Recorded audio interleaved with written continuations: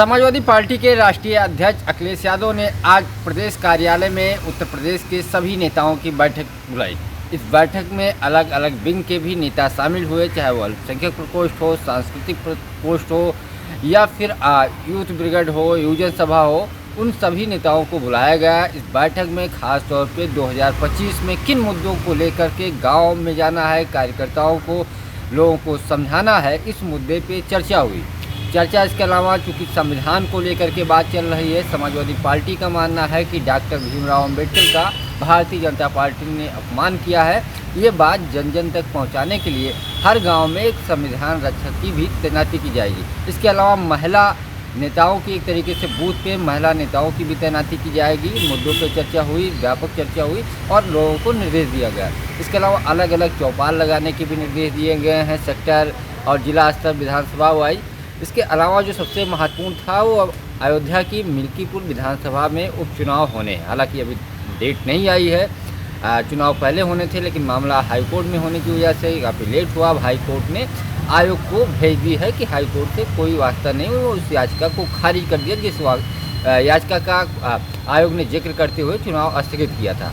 अब जल्दी ही डेट आएगी। डेट आने से पहले आज मुख्यमंत्री योगी आदित्यनाथ करीब आधा दर्जन मंत्रियों के साथ मिल्कीपुर पहुंचे और कार्यकर्ताओं से संवाद किया और उनको एक मैसेज दिया कि आप लोग जीतने की ताकत रखिए, मिल्कीपुर आप लोग जीतेंगे। दूसरी तरफ लखनऊ में समाजवादी पार्टी कार्यालय में बैठक चल रही थी और सभी नेताओं से कहा गया कि मिल्कीपुर को लेकर के आप जुट जाइए।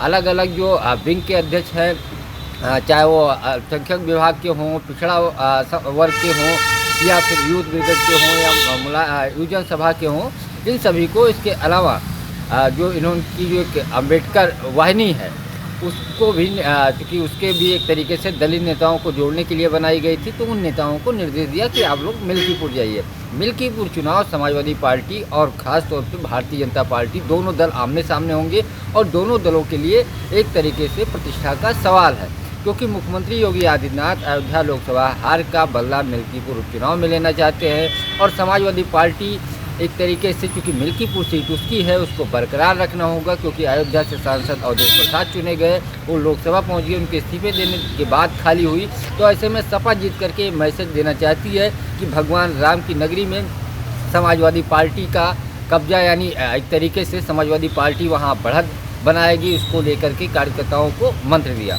और दोनों के लिए बड़ी चुनौती है। हालांकि जो हाल ही में उपचुनाव हुए थे बाकी सीटों पे, जिसमें भारतीय जनता पार्टी ने अच्छी खासी सफलता हासिल की और समाजवादी पार्टी को सिर्फ 2 ही सीट पे जीत नसीब हुई। अब अयोध्या को लेकर के जो मिल्कीपुर सीट है उसको लेकर के भारतीय जनता पार्टी और सपा की तरफ से बड़े बड़े नेता चुनाव प्रचार या कह सकते हैं जनसभा या छोटे छोटे नुक्कड़ सभाएं आपको देखने को मिलेंगी। और जैसे ही इसकी डेट आएगी, चुनाव की सरगर्मियां एक तरीके से और बढ़ जाएगी, क्योंकि अयोध्या की सबकी निगाहें हैं। जिस तरीके से बीजेपी वहाँ हारी है और अब चुनाव हो रहा है, तो सबकी निगाहें होगी कि अयोध्या उपचुनाव कौन जीतता है। ये बहुत महत्वपूर्ण है और इसीलिए सरकार के लिए भी महत्वपूर्ण है, बीजेपी के लिए भी महत्वपूर्ण है और सपा के लिए इसलिए महत्वपूर्ण है क्योंकि लोकसभा जीती है और उपचुनाव एक तरीके से, चूँकि उसकी सीट है, जीत करके साबित करेगी कि समाजवादी पार्टी की नीतियों की वजह से इस एक तरीके से अयोध्या के लोग पसंद करते हैं। और अगर चुनाव जीती तो बीजेपी पे एक तरीके से मनोबल बढ़त बनाएगी। पंकज चतुर्वेदी, TV9 लखनऊ।